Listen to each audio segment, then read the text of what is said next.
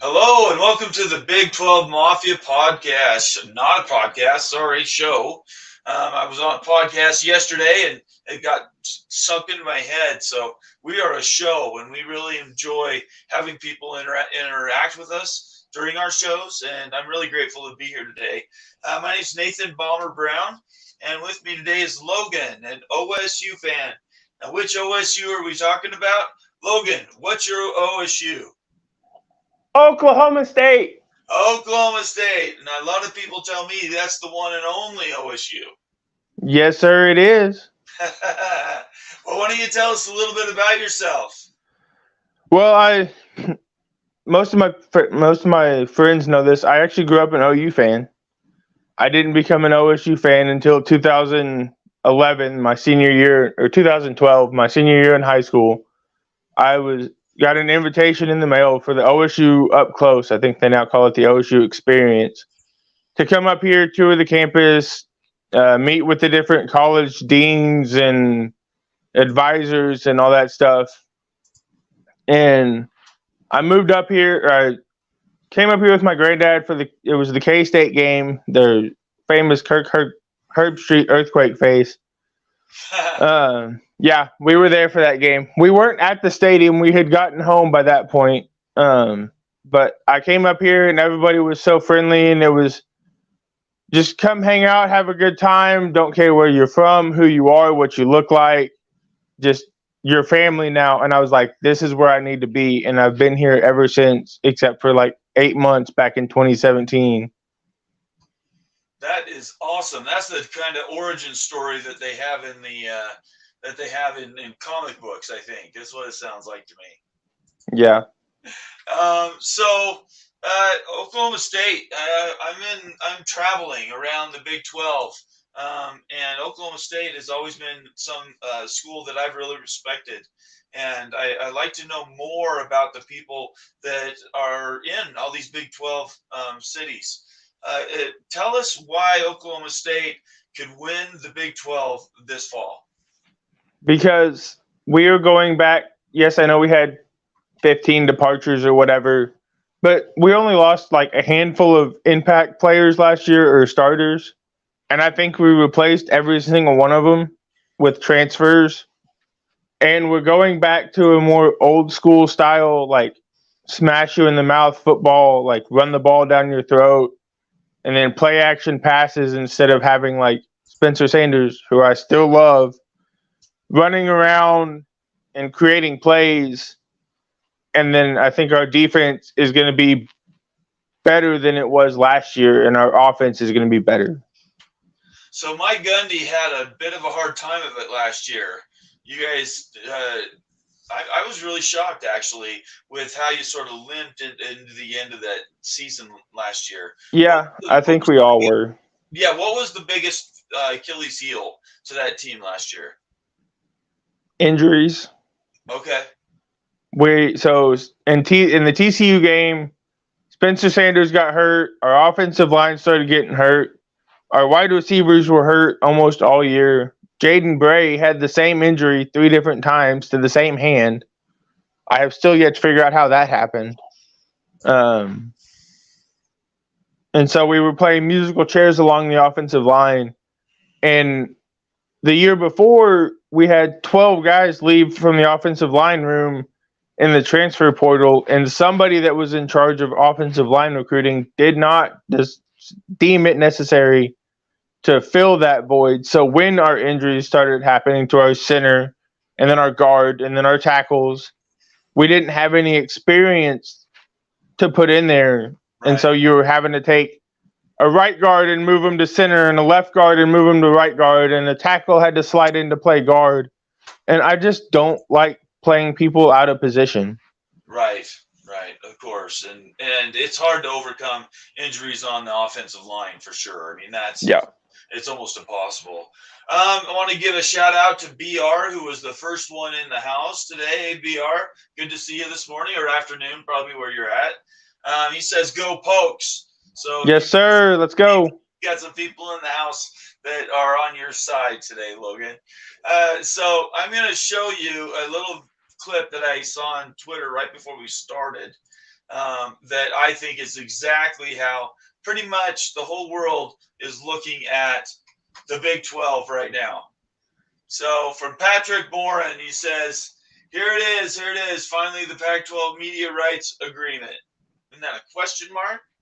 And then it says, "Arg, not another missed deadline.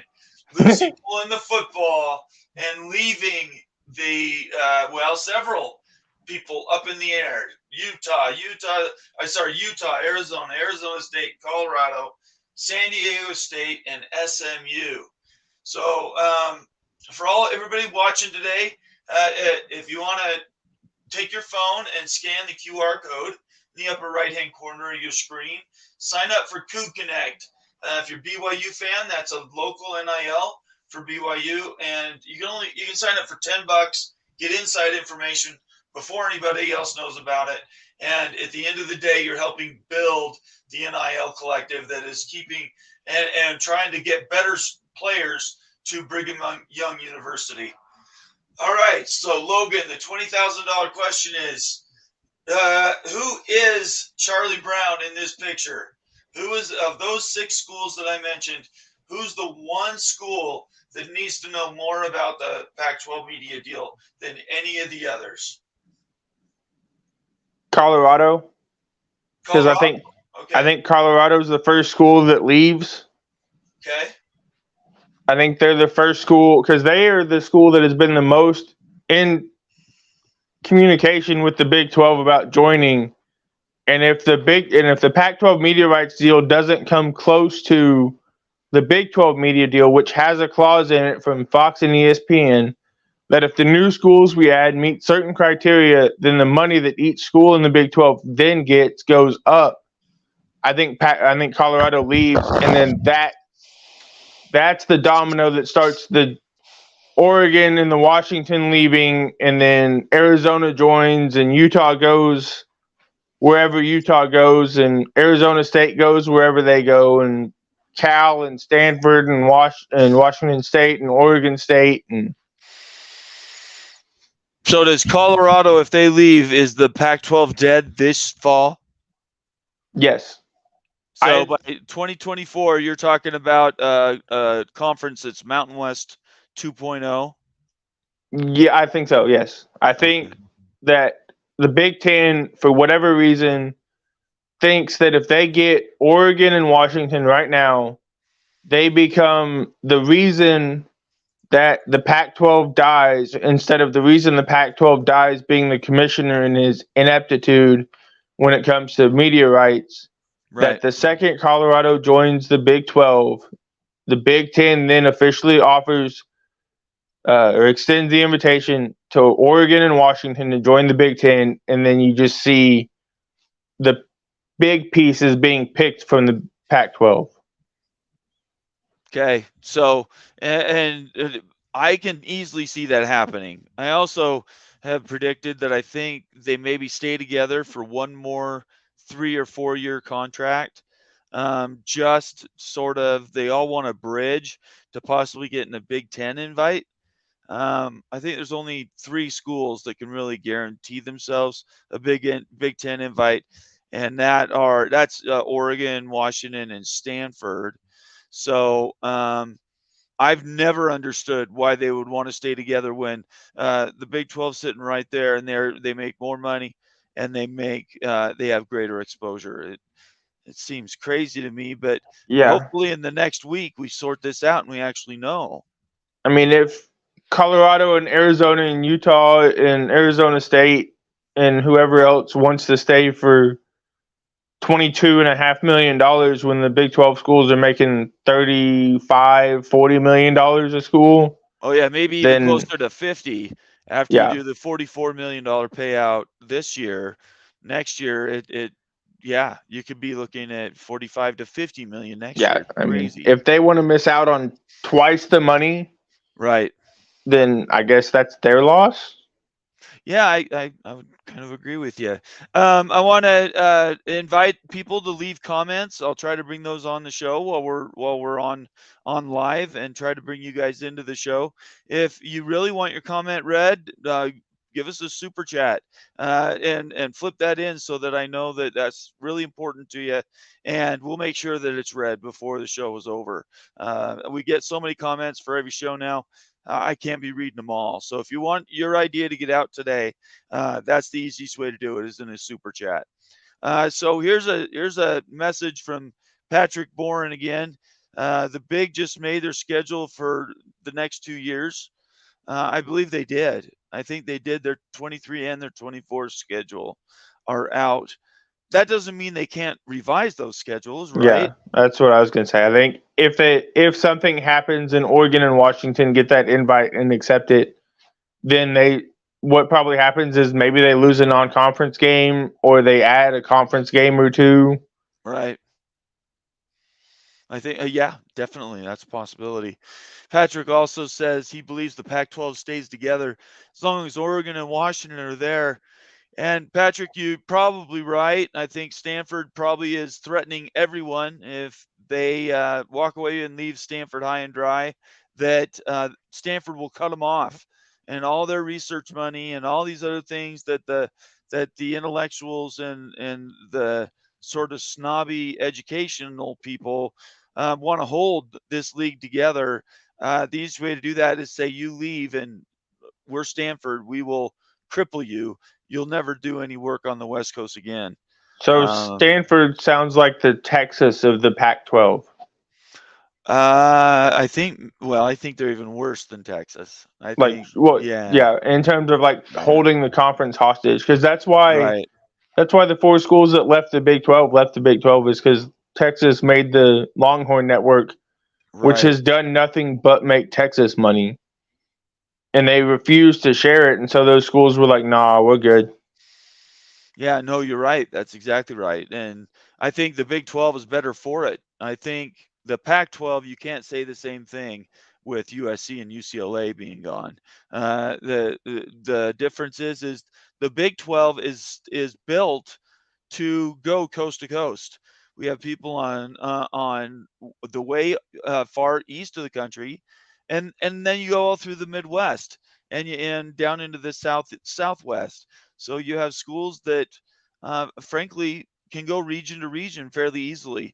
The Pac-12 is stuck. They're a Front Range, eastern side of the Rockies, all the way up to Washington and down probably to San Diego State. They can't go any farther east unless you go with a Tulane, a Rice, or possibly an SMU. Yeah, I think that's what ends up happening when the Pac-12 falls apart, is they go get those American Athletic Conference schools. Right.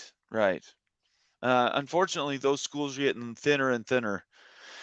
I think everybody generally agrees that the 4 schools that the Big 12 picked up were the best, and probably the last of the first tier of schools that could move without any challenges going to a big conference. There's a huge step down, and I'm not saying this derogatorily towards SMU and SDSU, but it is widely accepted that they're in the next class down in possible targets. So yeah, I think San Diego State is in a tough spot. All right, so let's get back to Oklahoma State. So where do you think we're going to be this year for Oklahoma State? How many wins, how many losses, and do you make the championship game? Yes, we make the championship game. I think when me and my buddies did a space a while back and we went through the record, I think I had us at 10-2 or 11-1. Okay. Because we don't have Texas on the schedule this year. OU's at home for what's probably going to be the craziest bedlam since I've been an OSU fan. Right. We don't have any really, all our big games are at home. Cincinnati is homecoming. BYU's the last game of the year.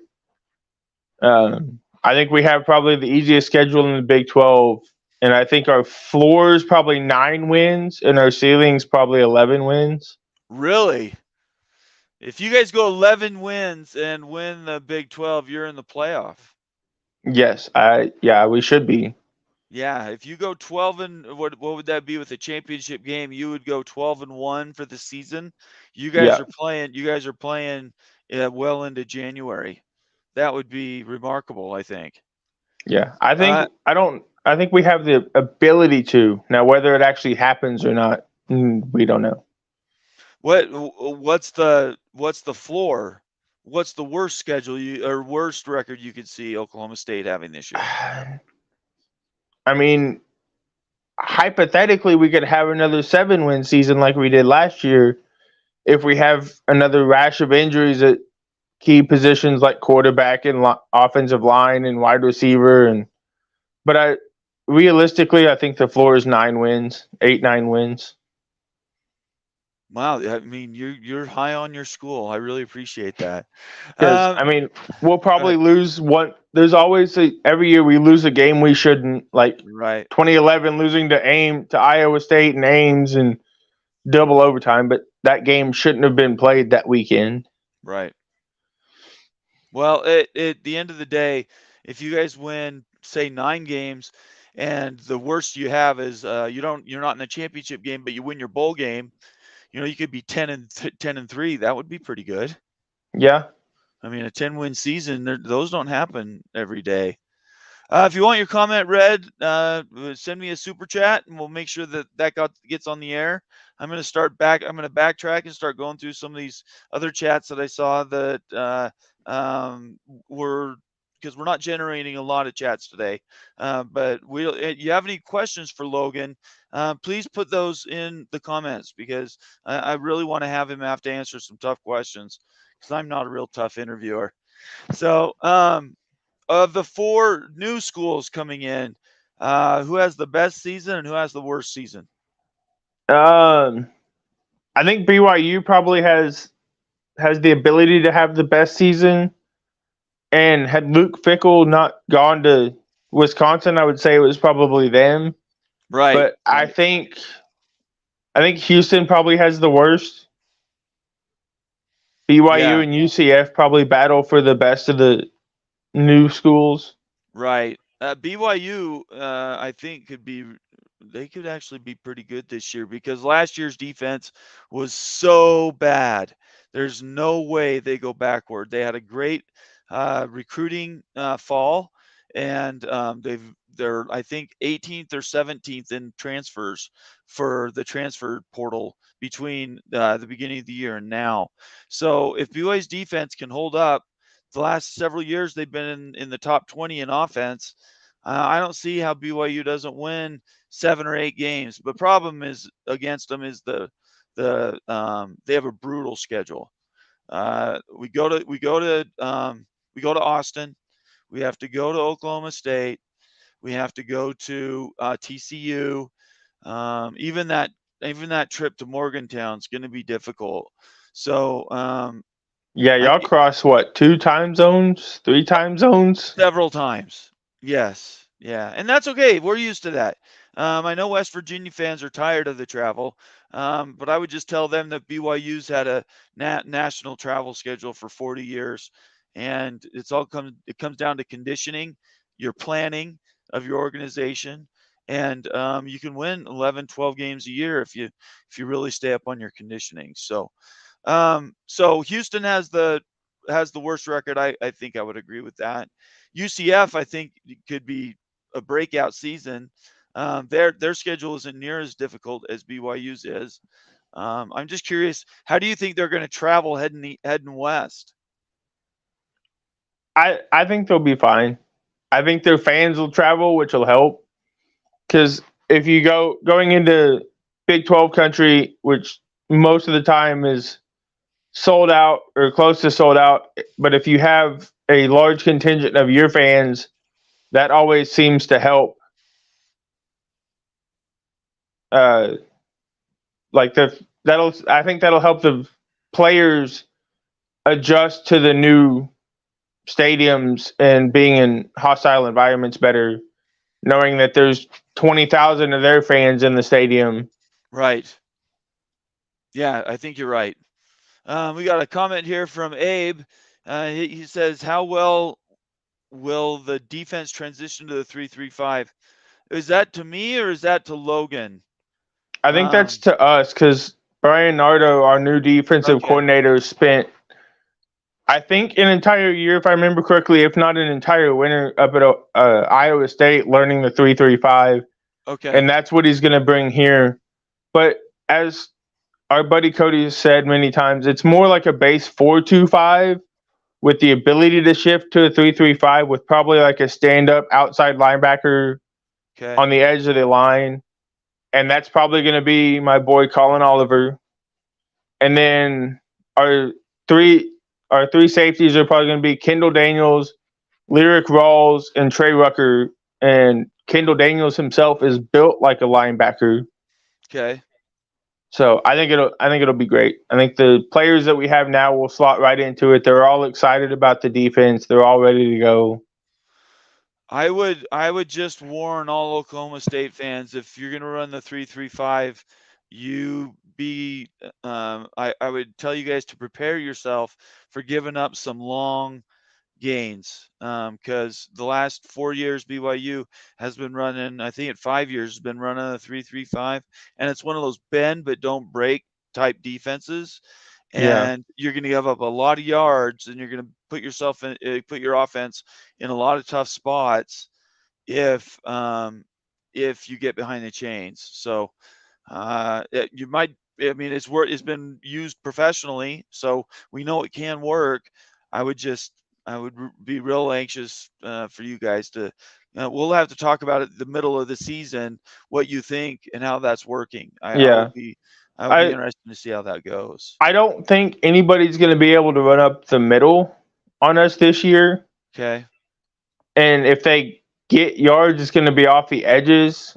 And I think guys like Colin Oliver and Justin Wright, the linebacker that we got from Tulsa this year, and our safeties flying down into the box, I think they'll contain pretty well. And then we still have a safety or two in our corners, quote unquote, on an island to an extent to defend the wide receivers. Right. Yeah. I think you definitely have the staff to do it. It's just a matter if you can execute. That's what it comes down to. Robert says, and thanks for joining the show, Robert. He says, for BYU coming here to Austin is a madhouse here on game day. We know that. Taysom Hill torched the Longhorns several years ago in Austin. So we're 4-1 against Texas. So if Oklahoma, and we're 2-0 versus Oklahoma. So if those two schools are looking past BYU, they're doing it at their own demise, in my opinion. I like how they say it's a madhouse down there, yet Oklahoma State won like 6 straight years in Austin. Is that right? I didn't know that. Yeah, Okay. it was 4, 5, 6. We won consecutive times down there, and I think they beat us once in like 8, 9 years, something like that. That is crazy. Well, I mean, Oklahoma's going even to a worse situation. Yeah, they're going to be up against I'm so Georgias excited. and Alabamas and LSU. I'm so excited for their fans are like, we're going to go win the their coach said they'll be in the championship next year, and I'm like, yeah, Brent. No. Yeah. You might finish 4th in that conference if you're lucky. They're going to have a tough road to hoe the first few years. I think it's going to be an adjustment. The SEC is the NFL. Let's not kid around about that. Yeah. Patrick gives another comment here. He says, "Wish Cowboys still had Jim Knowles." Yeah, you agree with that? that sucked when he left.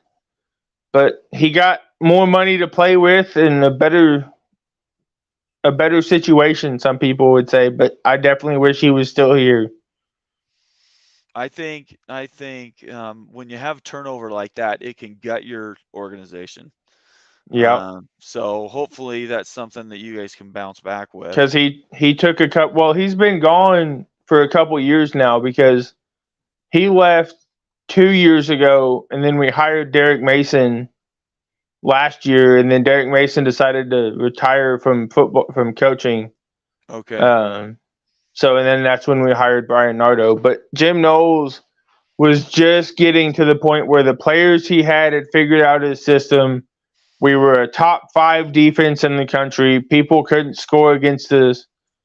And then we get the news that before the bowl game, he cleared out his office in the west end zone of Boone Pickens Stadium and was going to Ohio State. And I was like, damn. Yeah, that sucks.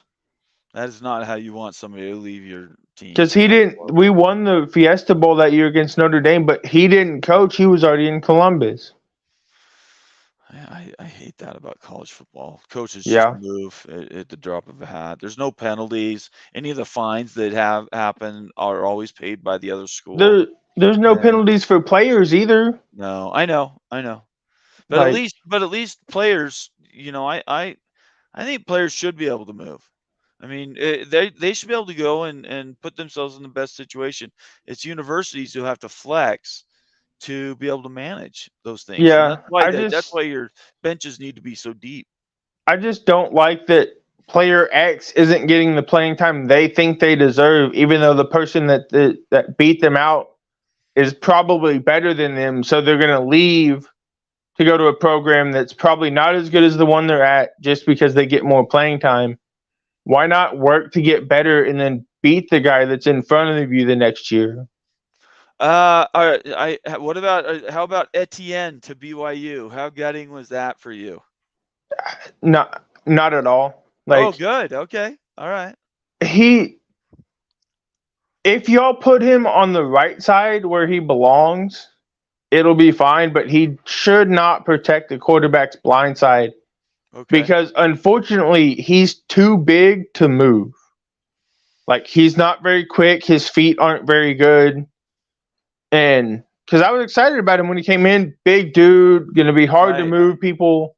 Well, yes, he's hard to move, but he also can't move either. Okay. Well, it'd be interesting to see how he does, honestly. Yeah. BYU's got a top 10 offensive line coaching staff. So if anybody can get him to play downhill, it would be them. Robert's giving us a message. He says that West Virginia used 3-3-5, and you and I both know how much of a disaster that was. But they probably didn't have the players to really. Playing in how successful you are in a 3-3-5 depends on how well your players fit into a 3-3-5. Like, if you don't have the players for it, you probably shouldn't run a 3-3-5. Exactly. Yeah, I agree with that. Let's see here. Patrick again says, I'm rooting for any Big 12 team against Texas and OU. I don't think anybody is cheering against anybody else except for Texas and OU. I think they're going to have a really hard for those teams to end up in the championship game will be a miracle, in my opinion.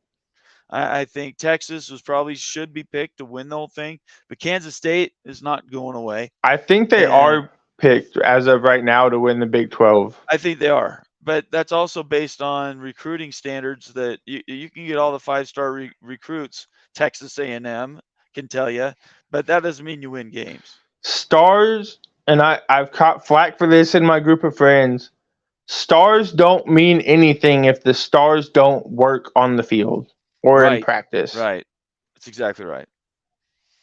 Yeah, that's true. If you can't get those to gel, you got nothing.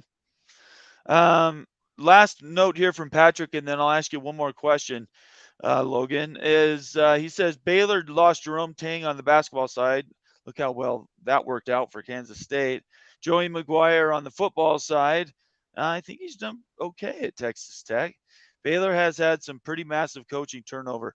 Baylor, in my opinion, is one of those, if they get the right mix of players to fit with the coaches that they've got, I think Baylor could win 9 or 10 games easy. Yeah.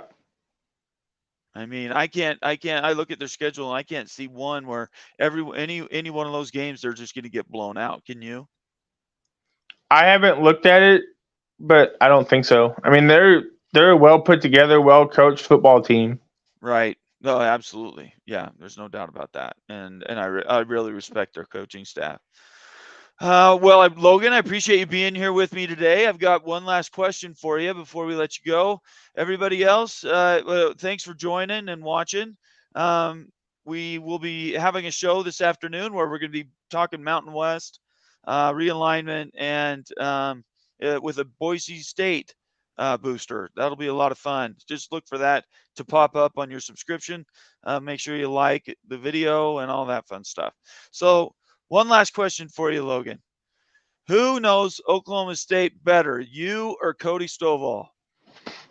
Uh, Probably Cody because he's got more of the history side, but like he's been an OSU fan longer than I have, Right. and so my OSU knowledge doesn't go that far back. Okay. Well, that's fair. I thought you might you get under his skin. I was trying to tease him. I don't think he's I probably watching this morning. I was hoping I could rile you up to sort of poke I the bear I a little thought bit. about it. I did because I knew that's where you were trying to go with it because we both know him. Right. Of But course. Yeah. I I would like to say me and like selfishly think it's me, but it's not. It's Cody because he's Well, been around the game, been around OSU longer than I have. Well, I really like working with both of you. I think Oklahoma State is in a good position, and you guys, man, the sky's the limit this year. I would just warn you that last game of the year, don't look past BYU. You need to get out here, and the I'm three of gonna. us need to hang out. I would love that. It all comes down to money, you know. And the weather's probably going to be just like it is in Provo, so it's fine. Probably maybe even worse because you guys don't have mountains next to you. It's just No, we wind, don't. It's wind, all and wind. flat. Yeah, and blowing and snow and yeah. Anyway, we'll have to see. You know, maybe my show continues to grow and I'm getting all these super chats and people are subbing my join button for my channel, and I've got money rolling in. That would be fantastic. That's great. What I'm trying to do right now is get enough donations so that I'm going to redo my stage behind me. I'm going to put Uh in huh. shelves, and then I'm going to start collecting. People have said if I get shelves up and stuff, they'll send me small helmets. They'll send me pennants. Some people have said they'll send me regular size helmets, and I want to get those up because I love the Big 12 and I want to represent every one of the schools That'll if be all cool. possible. Yeah, I think so too. So, well, there's a couple guys that came in. Your Cougar Tail, hey, he says, "Go Cougs." Thanks, Cougar. It's nice to see you. And we'll go out with K-Do. One last comment. He says, "No outlandish predictions. Don't underestimate Kansas." I don't. Did you hear me underestimate them? Kansas is Kansas until they prove otherwise. Like, yes, they had a really good start to last year, but then they fell on their face at the end of last year. Kansas will forever be a basketball school until they actually do something in football. Well, they're reloaded for this year, so I wouldn't look past Kansas. We have to It go. should be fun. We'll see.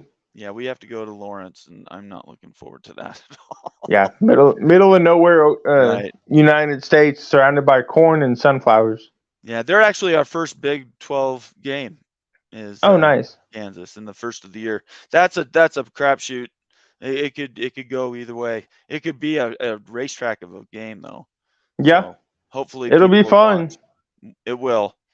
Well, Logan, I appreciate it. Thanks so much for joining me this morning. I know it's a little early, but this has been awesome. I really appreciate your time, and I think everybody watching really learned a lot about Oklahoma State and kind of where you think the league and the school is going.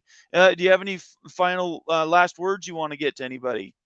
I don't, not really. Just thanks for having me on. Glad this finally worked out. And guys, give this guy a follow on Twitter, on YouTube, and just watch his shows and help him grow, guys. Thank you, Logan. I really appreciate it. And Cougar Tail gets the last word. He says, "Love, love, love the Big 12." Love you Echo that, guys. brother. Yeah, and Always like BYU.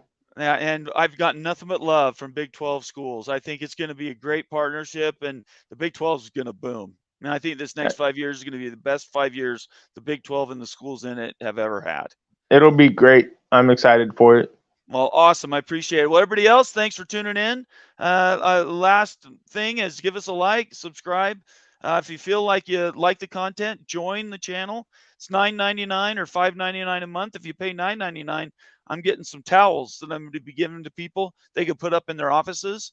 and they can show on screen so people can understand really what they like. And they're Big 12 centric, and I think everybody's going to love them when they see them. Anyway, I appreciate it, Logan. We'll talk to you soon. Everybody else, look for me this afternoon, and we're going to be talking Boise State, Mountain West, and San Diego State, and what is going on in the Pac-12. Anyway, we'll see you later. Thanks, everybody, for tuning in. Thanks. Peace.